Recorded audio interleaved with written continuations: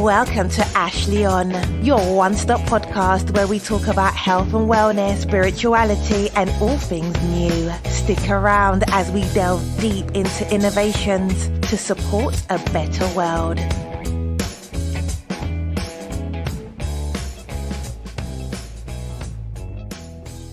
Hello, everyone. Welcome to the show. Today's show is with Cole Gibbs.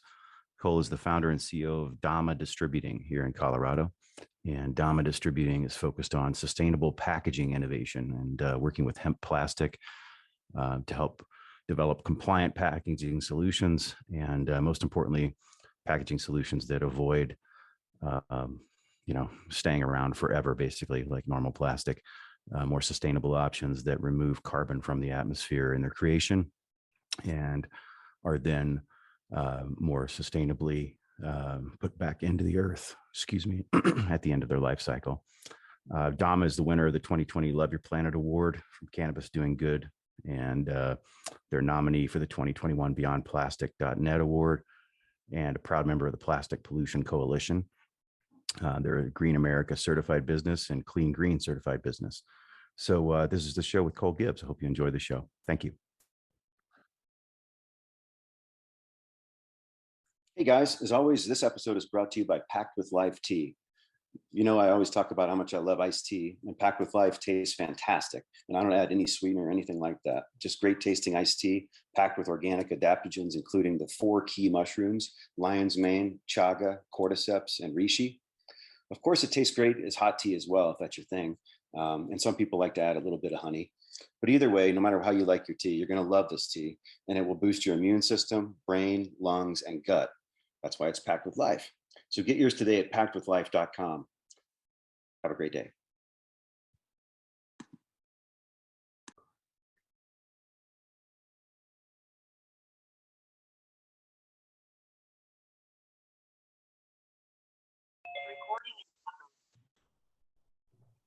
Good morning, Cole. Morning. Can you hear me? How you doing today? Good. How are you? Not too bad. Thanks for joining me. Nice to meet you, and congratulations on everything you're doing with sustainable packaging. It's exciting. I can't wait to hear about it. Yeah, thanks. And I appreciate you having me on. Well, we just kind of like to dive right in and not really take a lot of time, keep our viewers engaged. So I would love to just have you tell us about yourself first and, a little bit about yourself and what got you into sustainable packaging. And then we'll talk more from there. If that's good. Yeah, sounds good. So tell me about your background. What got you, what have you been doing in your career that made you interested in sustainable packaging? Kind of a massive change, if you will, from what I've been doing in the past to what Dama Distributing is doing now. My background is actually the automotive industry. I used to build hot rods and rock crawlers for a living. My emphasis in college was alternative fuels. So we worked on CNG vehicles, biodiesel, hydrogen powered. I even worked on hemp ethanol for the automotive industry as well. Really? Yeah, it was a lot of fun. Building hot rods and rock crawlers is definitely a blast. But you also see the other side of that, which is, the fossil fuel industry and the amount of chemicals that the industry works with. There's probably not a single chemical out there that I haven't put my hands on and worked with just being in the automotive industry. If it's a fossil fuel based chemical, it's used or being used or has been used in the industry, and it continues to cause worldwide problems. Plastics are created from fossil fuels, so if we can start transitioning away from both fossil fuels for energy and automotive and convert it over to hydrogen power, which is the real solution. Electric vehicles are really just a stepping stone to the solution, as well as the packaging side of things. Packaging right now equates to about 40% of all plastic packaging that exists in plastic production. So if we can transition that into a more sustainable, home compostable bioplastic, which we do with hemp and a lot of other materials, then we can actually start to solve this problem that we currently have. And that's why I started Dama Distributing back in 2018. After moving here to Colorado, I just started seeing the massive amount of waste the cannabis and hemp industry was creating due to the rules and regulations. And I couldn't find a solution. I spent almost a year looking across the globe trying to find something that was compliant, child resistant, opaque, and not plastic or massive and have a big lock on it or anything like that, and there was nothing. So that's when we started working on creating new solutions. In December of 2019, we actually introduced the world's first and only CR plastic hemp containers. Awesome. Congratulations. That's fantastic. Yeah, I've been in Colorado now for 10 years, and those plastic cannabis containers are it's just ridiculous, right? I've got so many of them around. You can't take them back to the store. You got to put them into the recycling. I don't trust the recycling anyway, so who knows where those things are going. It's kind of it's great that you're doing that, and I appreciate it. Are you now expanding into other states beyond Colorado now? Yeah, we actually have expanded into pretty much every legal state that exists here in the U.S. We have clients in Canada, Spain, Australia, as well as Scotland and Ireland. So yeah, we're definitely expanding. We're always adding new products to our lineup as well too. Our pre-roll tubes that we have launched January of last year with their CR certification. We've expanded beyond cannabis and hemp into other industries and sectors, cosmetics, food, even the fashion industry, because even packaging needs packaging. So yeah, it's just absolutely so obvious, right? I mean, but the challenge is, not many companies want to put more money into something that the consumer is going to take and throw away, right? And no consumer, or not some do, but most consumers don't want to pay more for that either, right? So how are you tackling that economic reality with Dama Distributing right now? Yeah, right now it's kind of a perfect storm, if you will, for these kind of products and materials. 6-7 years ago, bioplastic companies were closing their doors because they couldn't make any money. And now the demand exceeds the entire worldwide production of all bioplastics. So I think we've reached a turning point where, for one, material pricing has come down, which makes that barrier to entry much smaller. Large, massive companies, CPG companies, Fortune 500s, are all looking for alternatives and have goals to reduce their plastic consumption and greenhouse gas emissions within the next 5 to 10 years, depending on their plan, and have billions and billions of dollars to do so. The problem is there's not enough material to meet that demand. So if, for example, Coca-Cola needed 10 million water bottles produced out of something other than plastic, that material doesn't exist anywhere right now. A whole new facility would have to be built just to meet that demand for that one product. So I also think the customer buy-in is there now. All the reports we've seen from our customers and across the globe is upwards of 81% of consumers are looking for sustainable alternatives and willing to pay for it. And that's the beauty of our products, is they're not dollars more expensive. We're talking pennies in price difference. So it's not a huge barrier to entry like it was a couple of years ago. Yeah, that's true. Especially with this administration and driving the price of oil, off the charts intentionally. It's a really interesting situation and timing for folks like you, right? Because it's just bringing that cost of plastic up.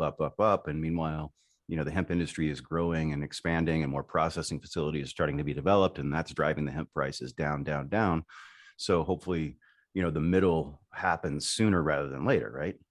Yep, exactly. And we're starting to see more of those restrictions. I mean, Canada moved petroleum plastic to their Schedule 1 toxic substance list. Oh, wow. Look at New Zealand has banned all single-use plastics. UK, Germany, city levels, county levels, as well as states here in the U.S. are doing the same thing for single-use plastics, from cutlery to straws to even oxo-biodegradable plastics, which are even worse than using virgin material. So yeah, I think as that restriction and ban both on plastics, packaging, and fuel for the fossil fuel industry, because every automotive manufacturer has vowed to not make combustion engines after 2035. So that is going to continue to restrict and increase the price of petroleum products, where, as you were saying, hemp and other bioplastic price will just keep coming down as we produce more and more of it. Now, are you producing your products here in Colorado today, or are you manufacturing in other locations or licensing it out, or how does it work for you? Yeah, kind of a little bit of everything. It'd be a logistical nightmare for us to obviously produce all of these products that we do carry in our lineup. But we do pride ourselves in producing a lot of our products here in the U.S. So all of our bioplastic products are produced here in the U.S. All of our labels are the same way, printed with water-based inks in a carbon-neutral facility. And then we also work with other manufacturers and vendors and suppliers. Some of our stand-up pouches, they come from Australia. They're certified home compostable, multiple different sizes and applications. And that's what kind of sets us apart from everybody else in the sustainable packaging industry is all of our products are either home compostable, so no industrial facility is required, or they're infinitely recyclable like glass or steel. So, and forgive me for my ignorance on this question, but tell us a little bit. I have a feeling that our audience is a little confused as well. What do we need to do with your products? Is there something special? Do we need to compost them? Do we need to just throw them away and not worry about it, that they're going to take care of themselves in the natural trash? Or do we need to recycle them? Or is there another option? Yeah, definitely. End of life is very important for any product or material. With most of our materials, we recommend composting, whether that's in your home or backyard compost or industrial compost if you have a curbside pickup. That is not required. It still will break down in your backyard. Recycling, we only recommend that for our glass and steel products because they are infinitely recyclable, and that's how they move through the recycling stream, where the bioplastics and the paper products definitely compost. So you have that circular economy where we can turn that compost over and sell it to the farmers, which then can grow more plants, which can be used for more packaging, and the cycle continues. And that is something that we always speak with our customers about and recommend they share that information with their customers as well, so that they know how to properly dispose of it.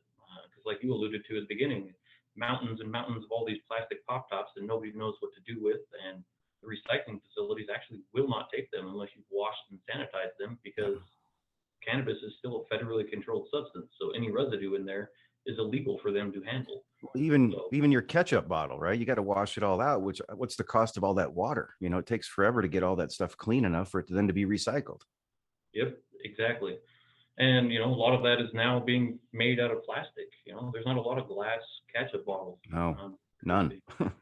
Glass it's heavy. It's expensive to ship. There's more breakage than you would with plastic. But the downside of plastic, we all know, is a huge environmental impact, and it's destroying our planet.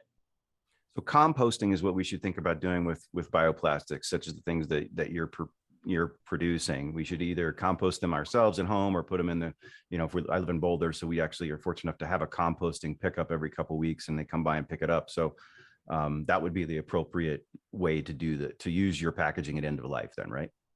That's correct. Yep. And that's exactly what we want everyone to do with it. If it does unfortunately end up on the side of the road because somebody unfortunately littered it, then it'll actually solar degrade in roughly about 14 months. So still not leaving any harm or detriment to the environment as it breaks down. What happens if it goes into the trash? If somebody, mistaken, they're ignorant, they don't understand what to do with it, and just throw it in the trash. So does it mess up the landfill, or does the landfill mess up its natural properties of degrading? Yeah, so there's actually 3 different types of landfills that exist. You have, active, non-active, and then hybrids. So the non-active, they're anaerobic, no oxygen, nothing breaks down. They've done research and dug up landfills that are 30, 40 years old, and they still found newspapers and hot dog buns and apples.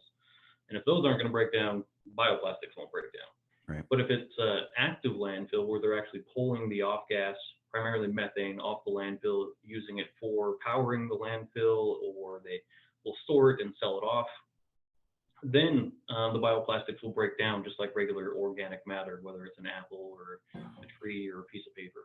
So it depends on where it actually ends up. So really the best education is just stick with the compost for the consumer, because they don't really know what kind of landfill they're dealing with, probably in most situations. Yeah, here in the U.S., most of them are not active. There's only a handful. Of course not. Probably. Let me guess. The active ones are more expensive. A little bit more expensive. There's more equipment that's involved versus just a layer of dirt. So yep. I get it. It's the way it works. So that's why we're here to change things, right? So exactly. What are you most excited about with your business today? I know it's growing, and the environment and the acceptability of your business is changing, right? And I understand that, and that's obviously very exciting. But beyond that, what are you most optimistic about and excited about for your business? Yeah, so we're actually working on a new project to produce our own 100% hemp-derived bioplastic, so we can eliminate, the supply chain issues that we have been having and currently are experiencing. We can eliminate the additional polymers that are in our mix, so we can just go with a straight 100% hemp-derived bioplastic. It is designed for injection molding applications, and it's also in backyard compostable, and it's 100% derived from waste hemp biomass. So we don't need crops grown specifically for this material. We only use the waste biomass for it. Interesting. That's fantastic. So are you using a combination of the hurd and the fiber to do this, or are you still isolating out the hurd as your key hemp component for the material? Yeah, that's actually the beauty of these patented technology for how we actually convert the biomass into the bioplastic. Is we can use any part of the plant, root to tip. We can use it all, run it over with your truck. It's fantastic.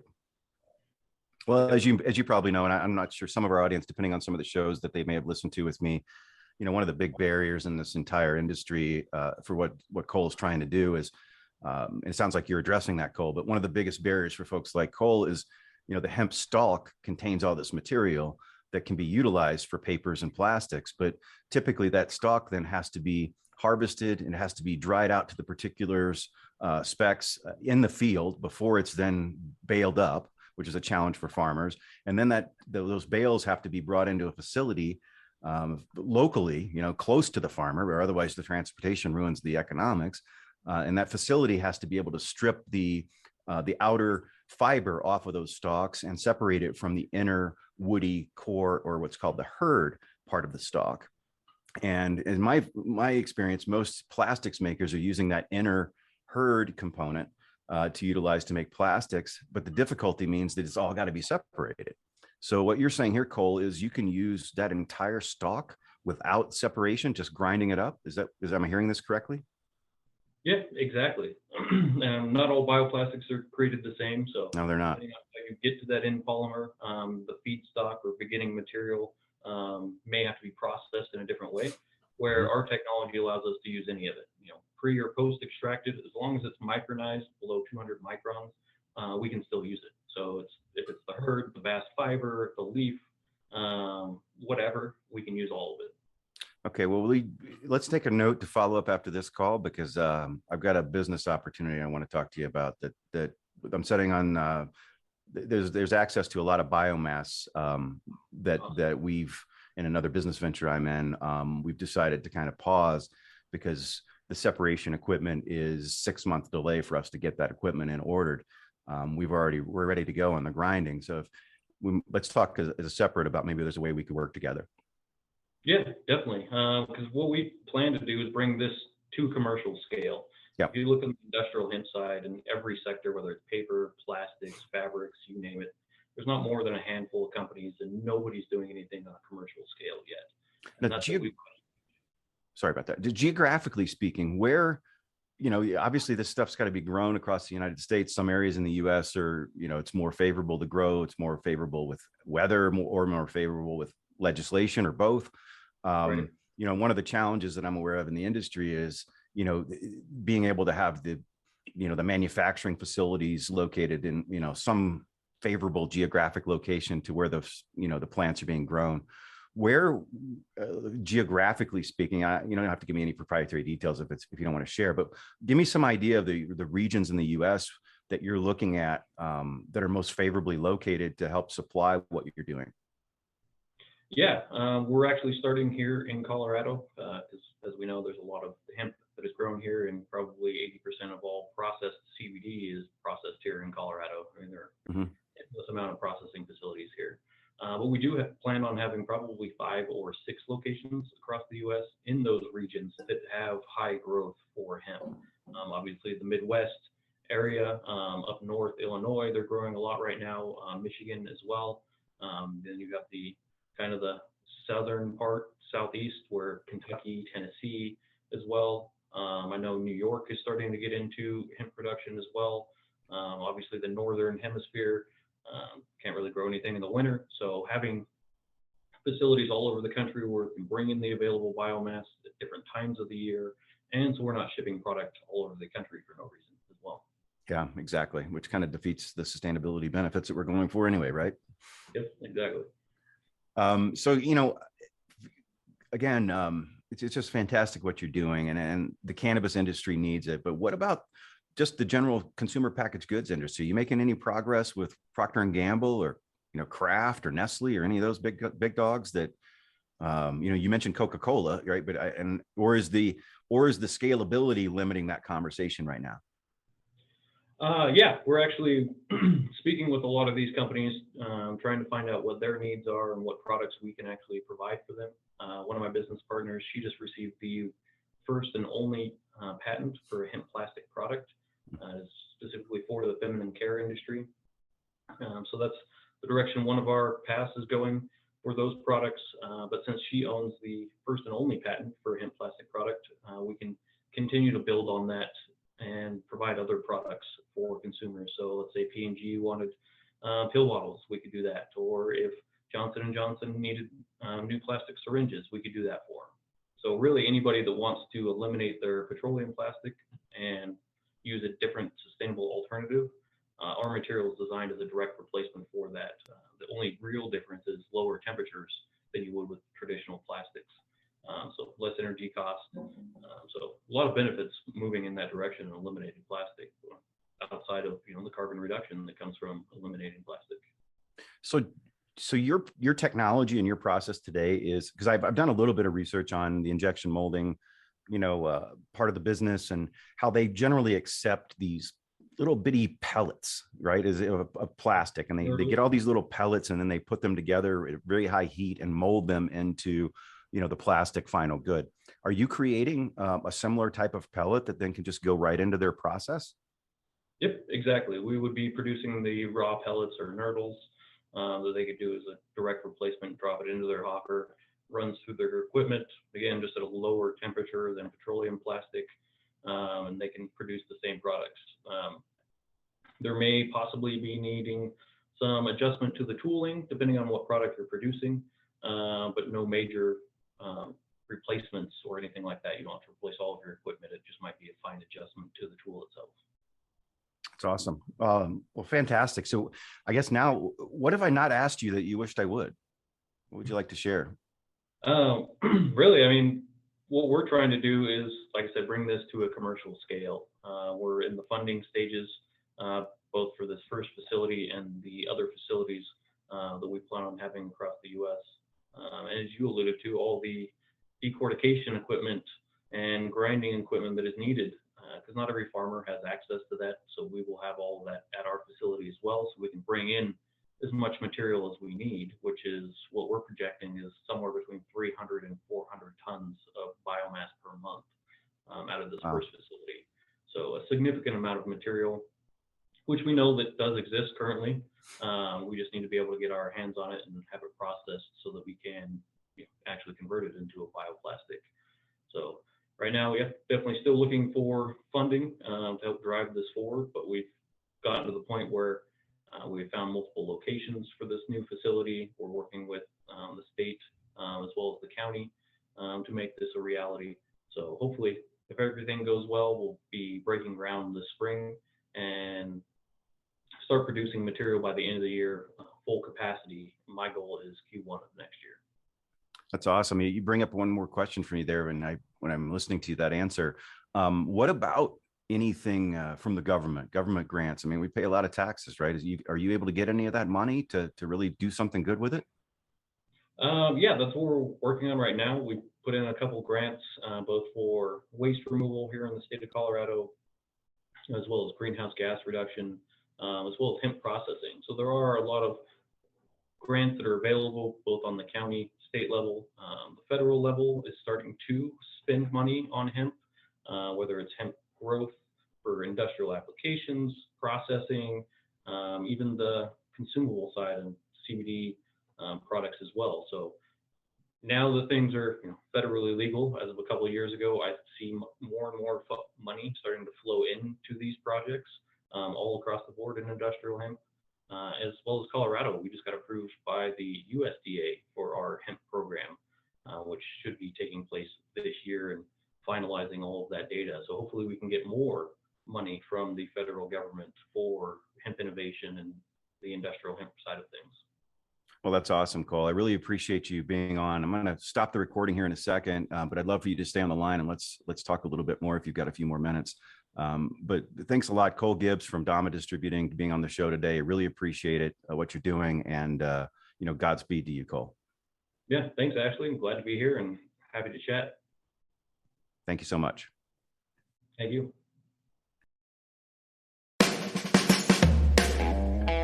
Thanks for listening to Ashley on Nothing But the Truth for a better you and me.